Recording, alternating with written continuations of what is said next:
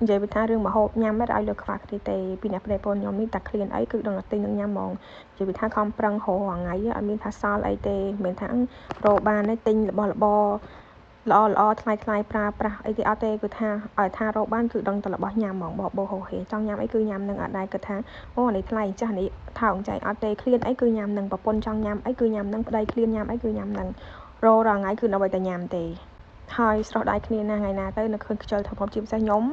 កម្មពេលម៉ាក់ធ្វើម្ហូបគឺម៉ាក់ក៏ចេះរោធ្វើនេះធ្វើនោះណាថ្ងៃឡើងល្ងាចឡើងអីគឺមានម្ហូបញ៉ាំខ្លួនឯងរហូតដល់ពេលខ្ញុំចាប់ផ្ដើមតាំងពីខ្ញុំធ្វើម្ហូបមកគឺថ្ងៃខ្លះគឺខ្ញុំ stress នឹងធ្វើម្ហូបមកខ្ញុំអត់ដឹងធ្វើអីទេជាពិសេសពេលល្ងាចហ្មងពេលថ្ងៃក៏ចឹងដែរពេលថ្ងៃទៅម្ហូបធ្វើតែមួយពេលល្ងាចឡើងគឺអត់មានអីហូបហ្មងដឹងល្ងាចឡើងរោទិញនេះទិញនោះញ៉ាំចង់ញ៉ាំអីចង់ញ៉ាំទាខ្វាយចង់ញ៉ាំប្រូយត្រីសាម៉ុនចង់ញ៉ាំស្អីផ្សេងគឺទិញហ្មងបើថាឲ្យខ្ញុំធ្វើម្ហូបគឺល្ងាចឡើងភាគច្រើនគឺអត់ងាយធ្វើម្ហូបល្ងាចឡើងទេអត់ដឹងធ្វើអីហ្មងល្ងាចឡើងគឺអត់ចង់ធ្វើម្ហូបញ៉ាំហ្មងល្ងាចឡើងអីអត់ដែរតែមានម្ហូបស្លោអីញ៉ាំទេគឺអត់សោះគឺដឹងតែទិញម្ហូបគេញ៉ាំរាល់ថ្ងៃហ្មងល្ងាចដូចថ្ងៃនេះអញ្ចឹងថ្ងៃនេះប្តីចង់ញ៉ាំទាខ្វាយទៅពេលទៅកំងទាខ្វាយគេញ៉ាំហើយកូនចង់ញ៉ាំប្រូយត្រីសាម៉ុនអញ្ចឹងមានទាំងទាខ្វាយមានទាំងប្រូយត្រីសាម៉ុនមកសប់ហ្មងឃ្លានអីញ៉ាំហ្នឹង